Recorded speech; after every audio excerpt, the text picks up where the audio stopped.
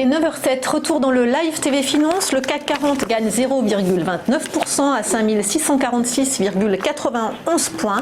Et nous rejoignons immédiatement Bernard Pradeclos, trader pour compte propre et auteur du livre Stratégie de marché. Bonjour Bernard.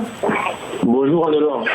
Alors les marchés ont été confrontés hier au principe de réalité, avec des chiffres peu encourageants sur la croissance en zone euro. La tendance de fond reste-t-elle néanmoins haussière selon vous sur le CAC 40, Bernard? Écoutez, je dirais bien donc malin, c'est lui qui pourrait le dire. Ce que l'on constate juste en regardant, c'est que nous jouent les investisseurs, c'est que depuis en fait le 10 septembre, si vous regardez l'indice, le CAC, il est inscrit dans une phase vraiment de latéralisation avec un support légèrement au-dessus des 5575 et une résistance au niveau des 5665, résistance qui a été dépassée vendredi, une journée donc très spécifique, c'était la journée des échéances pour les contrats options futures et depuis il a réintégré, je dirais, donc cette zone 5665 5575, on est en fait en plein milieu ce matin sur le contrat futur octobre, puisqu'à l'instant où on parle, il est à 5637. Autrement dit, on est vraiment dans une zone de neutralité. C'est à la fois en fait une zone de doute. Les investisseurs doutent puisqu'ils voient bien qu'il y a énormément de problématiques. On ne va pas les répéter évidemment, mais toute la problématique américano-chinoise sur les accords de libre-échange. On a Trump, évidemment, qui est un problème pour les marchés, c'est clair. On a eu aussi, avec le pétrole, enfin bref, je vous en passe des meilleurs.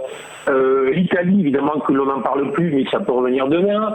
Le Brexit, etc. Mais ça, c'est, je dirais, que tous les pessimistes voient ça et tous les pessimistes vous disent, moi, tout va mal. Et évidemment, on voit aussi qu'en Allemagne, l'industrie est très fortement, l'industrie est en récession, et on a vu hier effectivement que les chiffres des services commençaient à être impactés par cette récession de l'industrie. C'est vraiment ce que l'on craignait depuis un certain nombre de semaines. Est-ce que la récession que l'on a vue sur l'industrie se propagerait vers les services? Voilà, c'est ce que l'on a dit hier, une journée réduite.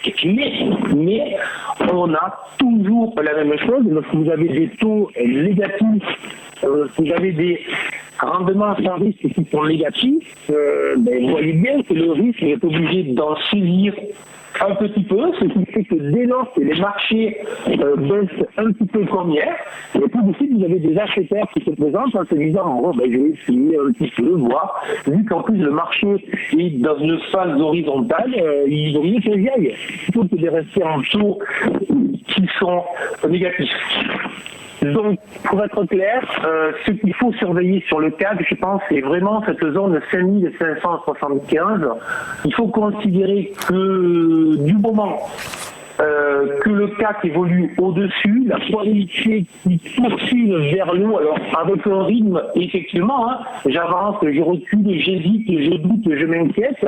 Le discours, on le connaît bien, mais au-dessus de 5575, on est neutre, avec un biais très légèrement positif. Et en deçà, effectivement, vu que le CAC nous a fait un sommet ce vendredi, vu que ce sommet n'a pas été en fait imité ni par le DAX ni par les indices américains, à ce moment-là, on pourrait peut-être considérer qu'on a fait un sommet et que on pourrait rentrer dans une zone où le doute vient de reprendre le pas sur le fait que les taux sont en déroute, et donc on peut toujours investir sur les actions. Merci beaucoup Bernard Pradeclos. On vous retrouve dans quelques instants pour les Market Movers.